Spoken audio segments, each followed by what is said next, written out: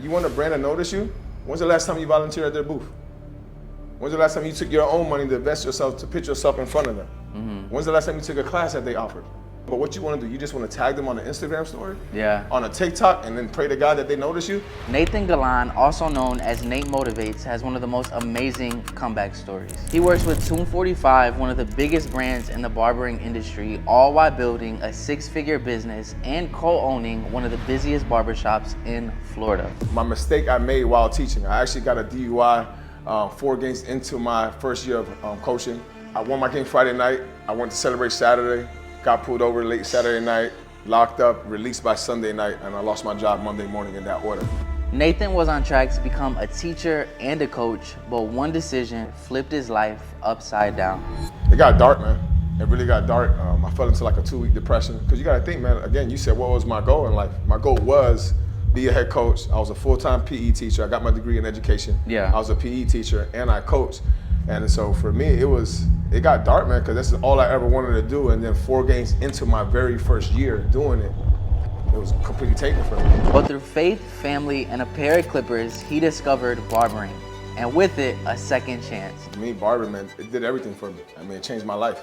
You can either be the victim or you can be the victor of your situation. My mentor told me, he said, man, God can do more for you in 1 day than you can do for yourself in 1 year.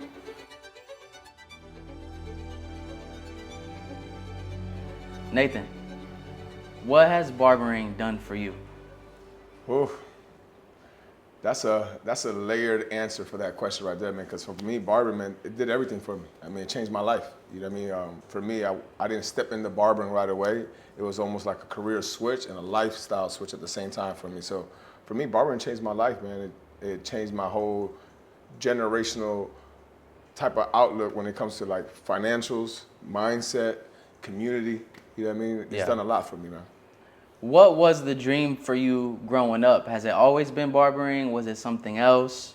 No, actually, for me, barbering was just something I did because I had to in the beginning. You know, I'm one of 5 kids raised by my grandmother. Yeah. 4 boys, 1 girl, and it just got to the point where my grandma was like, I can't afford this no more. And so that's why I picked up a pair of clippers, right, initially. And for me, the goal always was to go to college, play college ball. You know, obviously the dream was to play professionally, but midway through my college career, I kind of figured I didn't have what it took to go to the next level, so my aspirations changed to coaching. You know, I always had a love of the game of sports, primarily in football, so my goal was to become a head football coach at the high school level. That was my aspirations, that was my goal, and I was blessed to actually accomplish that at 25 years old. Oh, that's awesome. So you get the position as head coach, right? Did something happen that stopped you from coaching in the future? You know, like what stopped you coaching to transition into barbering? Yeah, actually, I mean, everything happens for a reason. When I got the head coaching job, I actually had to move from my hometown of Lakeland, Florida to Tampa, Florida. A lot of people think I'm from Tampa, but I'm not from Tampa. I moved here back in like 2013. And when I made that move, I actually through mutual friends, I met Chris Bazio. I just needed a new barber in a new city, and someone referred me to him, so I went to him. And so, no, barbering wasn't my first choice, but because of my mistake I made while teaching, I actually got a DUI 4 games into my first year of coaching. I won my game Friday night. I went to celebrate Saturday, got pulled over late Saturday night, locked up, released by Sunday night, and I lost my job Monday morning in that order. And so for me, that was the first time like life kind of lifed me. You know what I mean? It's like someone controlled my money. And that was the first experience that I felt like the rug got pulled from underneath me. Yeah. So that's where that entrepreneurial bug started the fire started. You know what I mean? And so I didn't jump right into barbering right away, but I started asking more questions about it to Chris. You know what I mean? Okay. So take me back to the moment where the DUI happens, right? And all in one weekend, really your lifestyle completely shifted. What was that like mentally for you? It got dark, man. It really got dark. I fell into like a 2-week depression. Because you got to think, man, again, you said what was my goal in life? My goal was be a head coach. I was a full-time PE teacher. I got my degree in education. I was a PE teacher and I coached. And so for me, it got dark, man, because this is all I ever wanted to do. And then 4 games into my very first year doing it, it was completely taken from me. And so I fell into a dark place, man, but this is why community matters. You know what I mean? This is why the people you surround yourself matters. My family came to my aid. More importantly, my friends, you know, came to my aid and kind of just picked me up. But it was a humbling experience. It definitely was a humbling experience. But that was, to me, that's what pivoted everything for me, because now I want to become my own boss, because I never wanted to have that feeling again. Wow. What was the job between you getting the DUI, losing the coaching position, to becoming a barber? Did you have any gigs or jobs in between that you took on? Absolutely. So in between it, I actually took a. You can grab that one. Boy, I went to the archives. Yes. So this is one of the jobs right here. I had to work before this job though. I actually worked at Publix warehouse. I had to work. I still had bills to pay. I moved to a new city. I had rent. I had a car note still, and I worked at a private school. So as soon as they fired me, the check stopped. There was no severance pay. There was no 401k in there. There was nothing. Yeah. So I literally had to get a job. And within 2 weeks, I worked at Publix warehouse, 4 p.m. to 4 p.m. to 4 a.m. Yeah. And that just made me appreciate working in AC. That made me appreciate like small things in life. You know what I mean? Because people out there were really, that's all they had to do to Right. make a living. And then through Publix, I met someone that told me about T-Mobile. And this is my first time where I actually started seeing the value of myself, getting commission pay. Yeah. Right? Selling stuff and getting paid. I'm like, well, I'm pretty good at this. And I saw how I could interact with people just naturally. But yeah, this was one of the jobs I had between there. And then from this, I went to a Spectrum. I worked for Spectrum in sales. Made a lot of money, but that's what I understood. Just because you made the money doesn't necessarily make you happy. You know what I mean? I was working 4 p.m. to 1 a.m. at this job, Monday through Friday, and I made like $40K in 3 months, but I was empty. You know what I mean? I didn't feel fulfilled. At this time? At this time. So right after this job, I got the Spectrum job, and I still wasn't feeling fulfilled, but I stayed in contact with Chris. And I saw Chris go from 2 barbershops to 6. I saw him go from no one knowing him to a YouTube channel. Yeah. And I'm not the sharpest knife in the drawer, but I'm in the drawer, man. So I just started asking him, like, yo, you make money in this thing for real? And he was like, yeah, get your license, and you got a job in barbering. Yeah. And so that's crazy. I couldn't imagine meeting Chris during the time where he was like really building. You know what I'm saying? I know him after the fact. Yeah. But to have him in the middle and the mindset he would have been in would have been awesome. So how did Chris Basio come into your life, like him coming into your life during that time, in what way did he impact like the way you live life, the mindset that you have, and all that type of stuff? he actually was like the first person, man, to kind of like I watched, man, boy, you put out some archives, boy. So now, man, me and Chris just developed a good friendship, man. So when I was teaching, I felt as though I was young. So I wanted to make sure I maintained my image. I thought that was big. My grandma always taught me, make sure you look good. You know what I mean? And so I just get a haircut every week with him. You know what I mean? And he was booked. So every week I'm seeing how booked he is and how much more booked he's getting. And so through that, we just developed a friendship, man. You know what I mean? And we like to call it like a family ship. You know what I mean? Yeah. This man became family to me. You know what I mean? And so he impacted me in the way of like, I watched him do what he said even after the feeling in which he said it left. And what I mean by that is that he was just a man of his word. Like he knew he had a mission all the way was to change the barber industry. That's always been his mission, you know what I mean, through education. And he gave a lot of it away for free, you know what I mean? So I kind of admire that because it's like he reaped the reward later. You know what I mean? He sacrificed a lot, and so he kind of pointed me in the right direction, gave me that extra nudge. And again, man, I consider him like a brother now. You know That's what I mean? awesome. Man, it's crazy because I remember, I mean, granted, I don't know barbering apart from Chris, like in all honesty, right? But I remember when he posted a tutorial cutting your hair when you were just a client. And to see you now is crazy because I just felt like I seen you before and then I see you now. And it's kind of dope. So did you see, when you became a barber, right, you took Chris's advice and, got your license. Did you see barbering as the way for you right away? Or how did you view barbering when you first started? Honestly, I view barbering as a hustle in the beginning. You know what I mean? I felt as though like even with Chris, I saw that he hustled. Everything he did it's like a hustle. You know what I mean? He went to work, cut as many hair as he did, worked hard for it. So I saw it as a hustle. I'm like, man, I'm a hustler. Naturally. You know what I mean? And so I kind of took that same approach to it whenever I got into the game. And I lost my train of thought there. I'm gonna have to rewind that one. Yeah. So re-ask that one. Yeah. No. The question was, did you see barbering as a way for you to really restart and rebuild, your life? Originally, no. I needed barbering. You know what I mean? I needed barbering because of my situation. Caught that DUI. Didn't make all the right decisions. I got caught driving on a suspended license, you know what I mean, to the point where I got habitualized. So meaning I served a 30-day sentence, all right, to avoid losing my license forever. And then I lost it additionally for 3 years. So I say that because I needed barbering, man. It was one of those things that I could get out of it what I put into it. And because I knew that, and because I saw it through Chris and through other people that came into the industry, you know, like a Dre, like a Fonz, that were once his clients turned barbers. Once I saw that the effort that they applied was rewarded on the back end. So originally, no, I just saw it as a hustle. But as time progressed, I started seeing more opportunities outside of the industry, outside from behind the chair, by going to shows. Yeah, that's awesome. Yeah, I always say, right, if I'm able to see somebody else accomplish something, there's no reason I can do it. But that also goes into a quote that I really live life by, and I say this a lot, is your level of exposure will dictate your level of success, right? So when you, it's like the same idea of driving through a neighborhood that you one day aspire to live in, right? If people are able to live there, you see this as a lifestyle that is attainable, like now your threshold for the amount of success that you want, you know, to achieve, it seems possible because you were exposed to it, right? So I couldn't imagine thinking my life was going to go one way and then it transitioning to something completely different, right? So would you say the biggest mental battle that you had was getting the DUI and then trying to figure out what was next? Was that the biggest mental battle that you had during that time? Yes and no.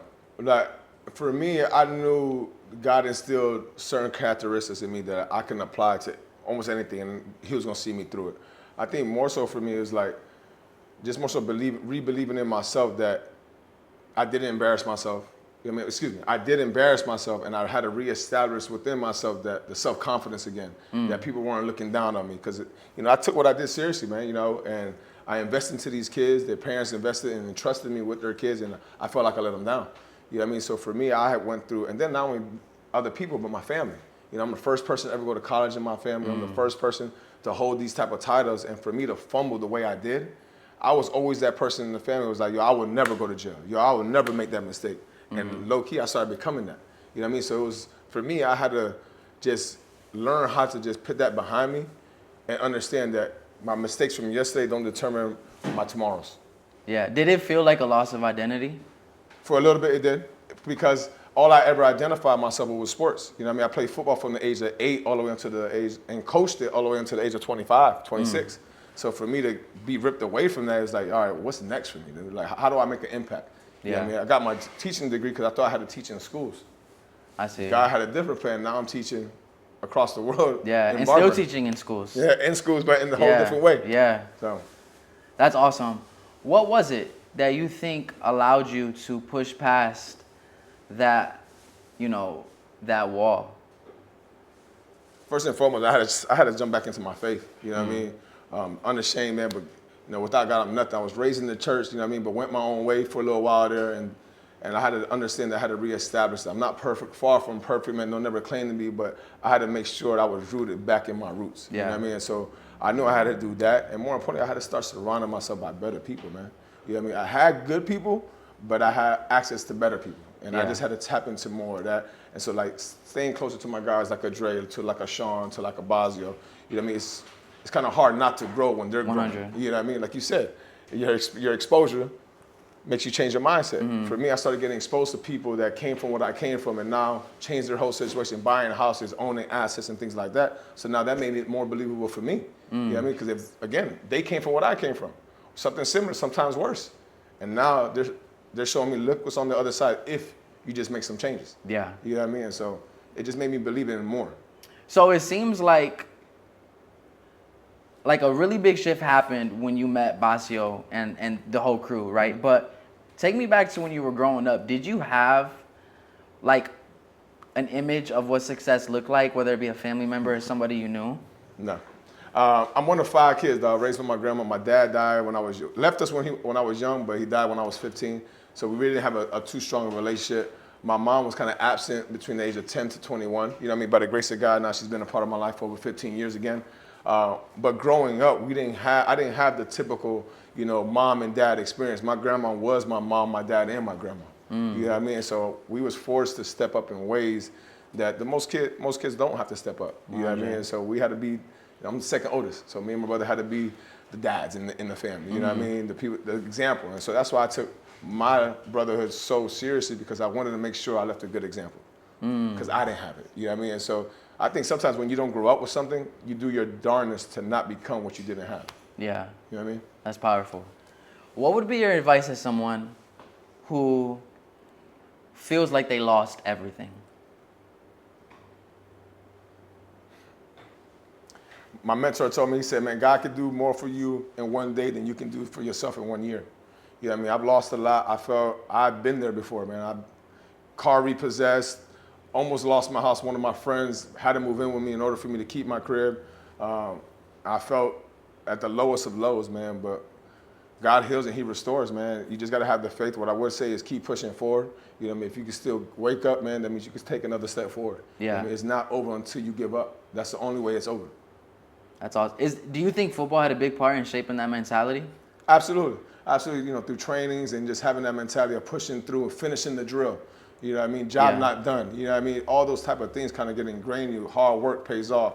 You know, what are you doing when no one else is looking type of vibe. And I kind of took that same approach to barbering. You know what I mean? That's why I have such a sense of ownership, because it's like, yo, just like I earned the scholarship to get a full ride, is the same way I can earn my way to 6 figures and beyond in this industry. It's the same type of mentality, just different fields. Yeah, that's powerful. That really is, man. So you talked about confidence, right?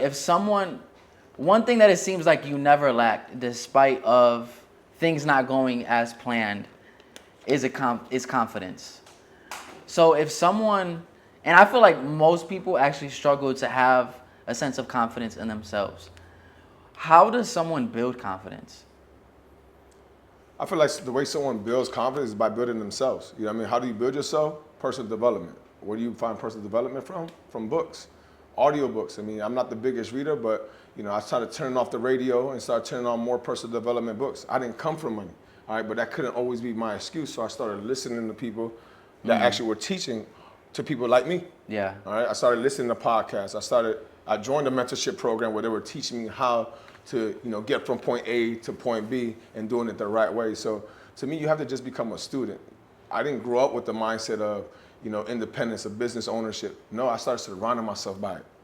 You know what I mean? Like you said, you mess around, you hang around the basketball gym long enough, you want to shoot a shot, right? You know what I mean? Same thing. It's all about getting in the right room. That's it. Positioning yourself. You know, we just had a call just now, and I was like, the biggest battle that most entrepreneurs, let alone barbers, have is that they don't put themselves in positions to win. Yeah. If you want business clientele, well, start going to business networking events, right? If you want to make more money this year than you did last year, you might have to work a little bit more, right? So it's different things that you can apply, but to me, the excuse can never be, I didn't come from that, I don't know how to do it. There's this thing called YouTube University. You can learn anything on there, you know what I mean? But we're spending too much time scrolling. We're consuming the wrong information and complaining about the information we don't have. It's right there at our fingertips. That's fire. That's fire. You quoted Inky Johnson earlier, and I can't remember the exact one you did. But another, like the next exact quote you said, but another quote that I love from Inky Johnson is play the cards you were dealt as if they were the cards you've always wanted, right? And I'm in a similar situation where, you know, I wasn't really born into circumstances that would set people up for success, right? But I think the difference between someone who decides to stay stuck and stay in that place and the person who decides to use that as fuel to change the circumstance is mindset, right? So how would you say someone can go from being stuck and developing a mindset to help get unstuck? I think the way you get unstuck, and how you change your mindset is the way you approach things, all right? You can either be the victim or you can be the victor of your situation, all right? And that's all on you at the end of the day, all right? And so in order for you to be a victor of your situation, you gotta stop approaching things that's always things happening to you. Some things, yeah, they're happening to you, but they're low-key maybe happening for you, right? The DUI, I didn't understand. You know what I mean? At that time in my life, why did you take everything from me? No, he did that for me, so when he did put me in other positions, I appreciate it more, and then now I can help other people not make the same mistake I did. Yeah. Now I become a testimony to my test. I turn my mess into my message. You know what I mean? And so to me, it's all about how you approach it and what are you doing to unlearn. Like you said, we didn't come from the circumstances, but what did you start doing? You want to do YouTube, right? So you started studying people that was doing YouTube. Yeah. You started watching the Jeezys, the Bazios, you know what I mean? You started becoming a student of the game, and now here you are, 300, 400,000 subs later? You know what I mean? Because you put yourselves in those rooms, you put yourselves in those situations to learn what you didn't know. Man, that's beautiful. You said turn your mess into a message. So if you had and something I want to highlight is the power of hindsight, right? Like after the fact. In the moments of something that's hard happening, Like it doesn't make sense. It seems like a God, why would you allow this to happen? Right? But a year later, 2 years later, 5 years later, you look back and you're like, man, it makes sense in bigger picture. Right? So now being hindsight of a situation that at the moment left you, depressed for 2 weeks, like you said, what would you say? I'm assuming this is around the time that happened. What would you say to young Nate going through that? What advice would you give him? Boy, my boy put up the Fabio picture, boy. He ain't no good for this. He ain't no good for this. Hey, for those of you that used to make fun of my hairline, you see that good hair? That's good hair right there. Yeah. What would I say to younger self, Nate, bro? Don't be so emotional. You know what I mean? Don't be so emotional, not just in life, but just don't be so emotional about things in life. You know what I mean? Things are gonna happen, right? And like I said before, I had to learn throughout the years that this Nate right here, things were always happening to me. I don't have no dad. My mom was absent. You know what I mean? Section 8 living. You know what I mean? That's what this one's at. But this one right here was hungry just to change it though. You know what I mean? But I didn't have the mindset that could have fast-paced my growth. And I don't regret it at all. I don't regret it at all. But if I could speak to younger him, seek mentorship faster. You know what I mean? I think that's one of the biggest things to help me change my situation faster. Mentorship? Mentorship, absolutely. Wow. What is you and your mom's relationship like now? Great, bro. My mom's my best friend, man. I've always been a mama's boy. Actually, my mom was my college graduation gift to myself. Yeah. So my mom went through her journey, and she was at a point where she could move from Pennsylvania down to Florida, and I wanted her to be back with the family, and she's been down in Florida ever since. So that was 2011. My mom has now been on, 2025, so 14, 15 years later, my mom's been down here. It's like one of my best friends, man. I see her almost every week. That's crazy. And you said she's been clean for how long now? About 15 years. That's crazy, 15 years, man. She never looked back, man. So proud of her, man. She's doing her thing, man. She's doing her thing, man. So I'm super proud of her, man. Yeah. I'm sure she's proud of you. Yeah. I'm sure she's proud of you. So now, right, being past one of the hardest situations in your life, really reaching a level of success in barbering that it seems common to us because of the people who are around, but in the barbering industry as a whole, making the money you make, having the opportunities you have is a rare thing. And for a lot of people, that is the pinnacle of success, right? But for Nate Motivates, what does success look like for you like now?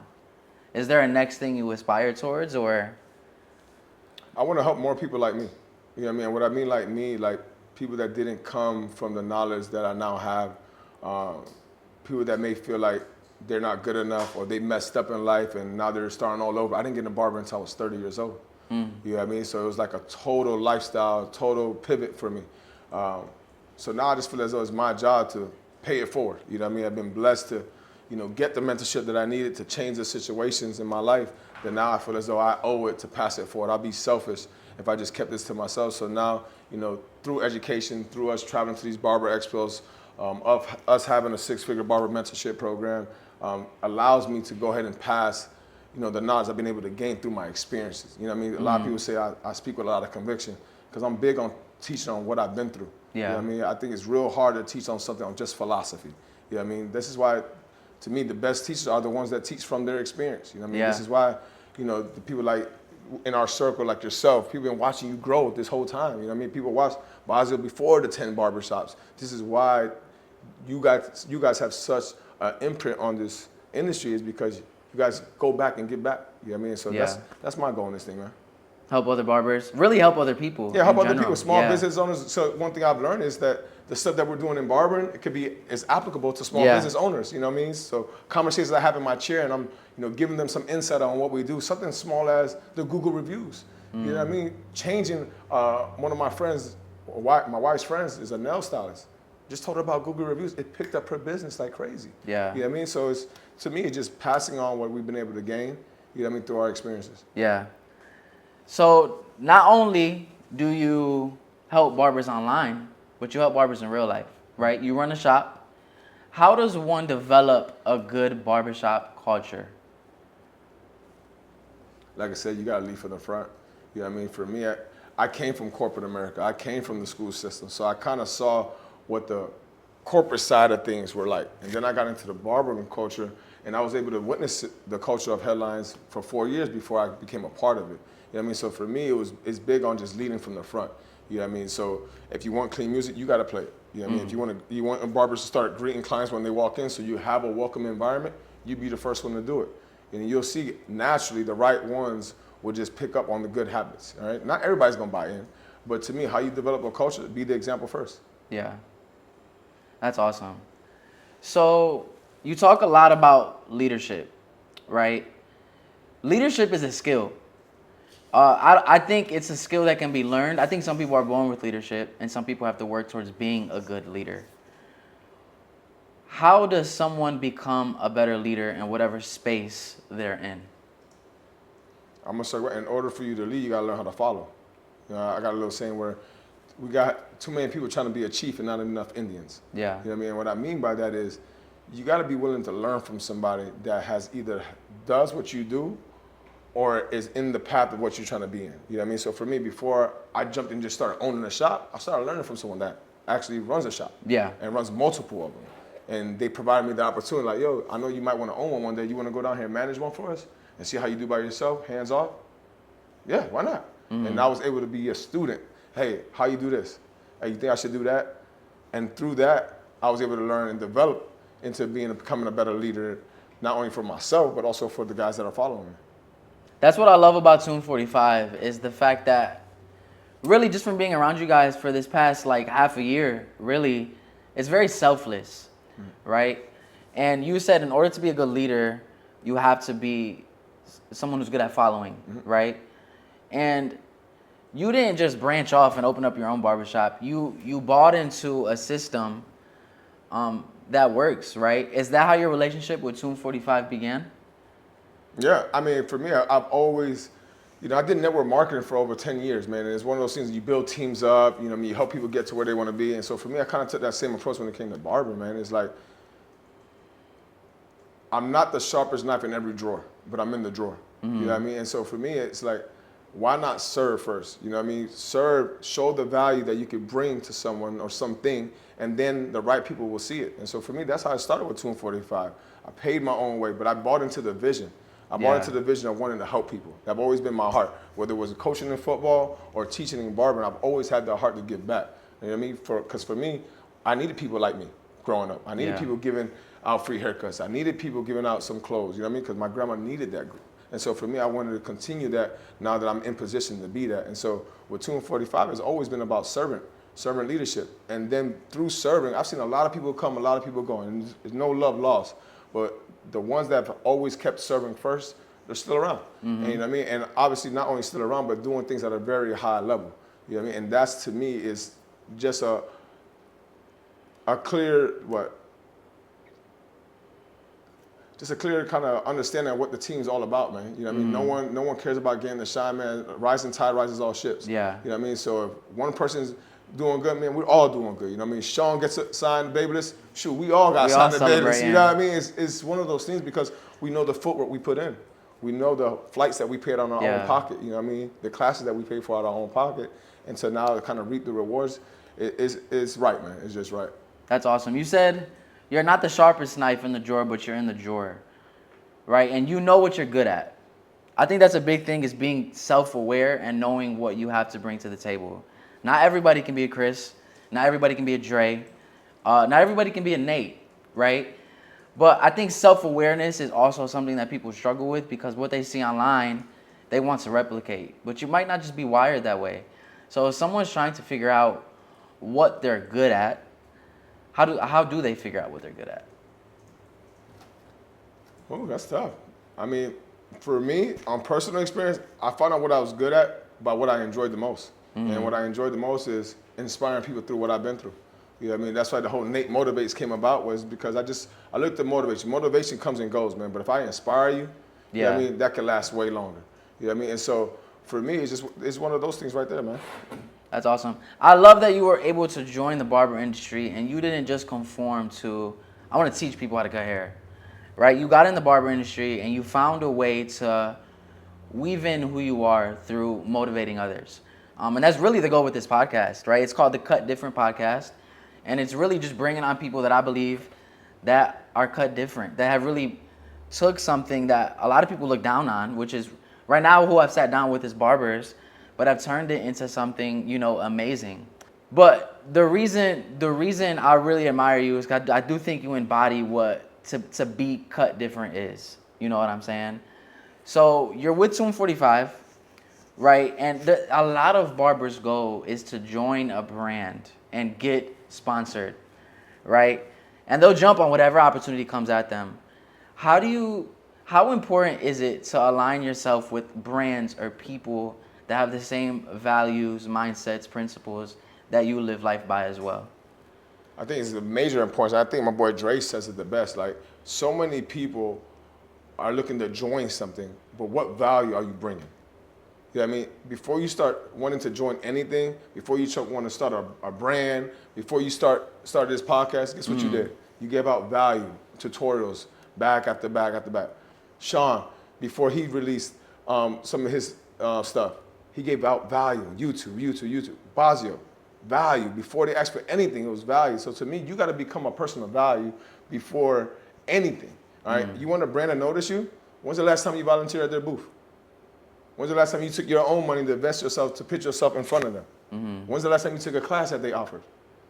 These are all small things that you could be doing, but what you want to do, you just want to tag them on an Instagram story, on a TikTok, and then pray to God that they notice you. You know how many people are doing that? So if you want to be cut different, you go to the show, you invest in yourself. Why?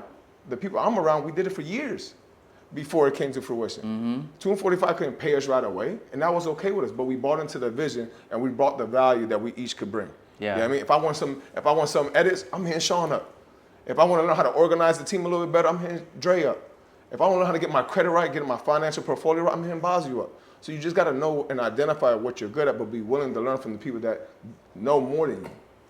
That's good. It's servant leadership. That's it. Right? It's really what it is. Like you said, in order to be a good leader, you have to be a good follower. It's just taking on the mentality of serving, you know? So if someone is looking, because you found 245 while it was building. That was a good ship to join and build with, right? But if someone's in a place where they want to be a part of something, but there's not really anything for them to help build, what would be your advice to someone who wants to like start building their own thing? Give out as much value as you can. Find something that you're good at. All right, for me, it's one of those things, leadership, customer service. You know, for a while there, I didn't want to be a YouTube barber. You know, for me at that time, I felt like everybody was doing it at the time. I was like, every barber getting into the industry, YouTube right away. And I was like, man, I don't want to be another YouTube barber doing haircuts. Everybody could, so so many ways you could do a taper, so many ways you could do a fade, right? But for me, I had to identify what I could bring. And so for me, I would tell that person, find what you could bring that no one else could bring. You know what I mean? Maybe your personality. It may be your humor. It may be, leadership qualities. And double down on giving that out for free. You know what I mean? So if you got tips on leadership, make videos on giving out value for free. Go to your local schools in your area. All right, that's how I started. Before I did any type of speaking engagement at an expo or anything like that, I started hitting the local schools and doing classes for free just to get the reps in. All right, like the famous song, "You weren't with me shooting in the gym." That's like the gym to me. Going back to these schools, you're giving value to people that are up and coming. More so, you're giving yourself reps. Yeah. All right, maybe that's the one you can start at. It could be so simple as demoing a haircut. If you want to be a platform artist, that's a great way to start. So to me, you just got to find out what you're good at, identify it, and then give that value in that specific area for free. That's good. That's good. What do you think it is about barbers? What do you think, since coaching in the mentorship and coaching the barbers that come into your shop as well, what is it that hold barbers back from going from just like what you would think a barber is to being the barber that makes, the desired amount of money and is able to build a solid clientele? Like, what is the differentiating factor? They let their current circumstances determine their tomorrows. And what I mean by that is that so many people are looking at their business right now. They're looking at it just through one eye, just one way, and that's it. They look at it as, woe is me, this is where I'm at. You don't understand, you're not from where I'm from. But little do they know, we've had people in our mentorship with only 10,000 people in their whole city, and they're making six figures, right? To me, it's the level of your excuses. You know what I mean? So the higher your level of your excuses, the lower your results. The lower the level of your excuses, the higher your results. So you can't let what's holding you, your limitations hold you back. All right? You're gonna have to find a way to maneuver around it in order for you to achieve what you want to achieve. Like it goes back to what I said earlier, victim or victor. What are you gonna allow yourself to do? And sometimes you may have to get uncomfortable. I had to move to a whole other city. Yeah. I could have cut hair at my hometown, but I knew what I would have been signing up for. Right. You know what I mean? I would have been signing up for things that I know I wasn't okay with, and I knew it wouldn't take me to where I wanted to be. So analyze where you're at right now and try to understand where you can get yourself better at. The things that you could control. Customer service, greeting your clients, being punctual, promoting yourself. All those things factor in, all right? Control the controllables. Control what you could control. Everything else will take care of itself. 100. Does barbering and the way you're using it to help other people, like, does it fulfill you? Absolutely. Absolutely, man. Like to see, I mean, I got a guy at the shop right now. Cat only made $600 before coming down to us. You know what I mean? Fast forward 2 years later, the man bought himself a Tesla, living in a 3-bedroom by himself. You know what I mean? And it's not about the material things, but it's like I see him change as a whole person. He went from someone that didn't talk to nobody to now he still hardly talks to anyone, but he's more confident in himself. You can just see it. You know what I mean? But he works hard for that too. You know what I mean? So yes, I get a great fulfillment knowing that I helped change someone's situation. Do you ever think about what it would have been like if the DUI never happened? All the time. All the time. What do you think life would have been like? I probably would have still been teaching. Yeah, I probably still would have been teaching and coaching, man. And there's not making as much of an impact as I'm making right now. Yeah. Hands down. You know what I mean? I feel fulfilled. I don't wake up, bro. I'm 8 years in this thing. I don't ever wake up and like, damn, I gotta go to the shop. Like, and that's a blessing. I can't say that in my 4-year teaching career. Yeah. You know what I mean? So like the fact that I get to enjoy what I do, when I do it, and with who I do it with, like, bro, it's fun to me, bro. It's super fun, and I wouldn't trade it for anything, man. What do you want people to remember about Nate when it's all said and done?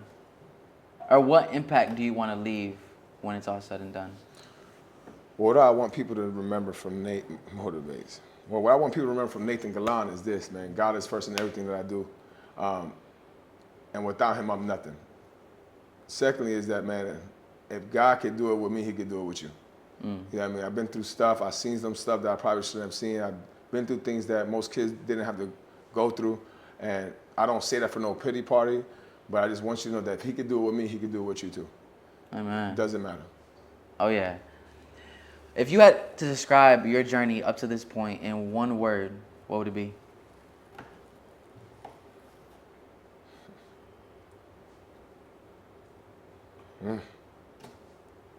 That's a good question, Drake. Damn.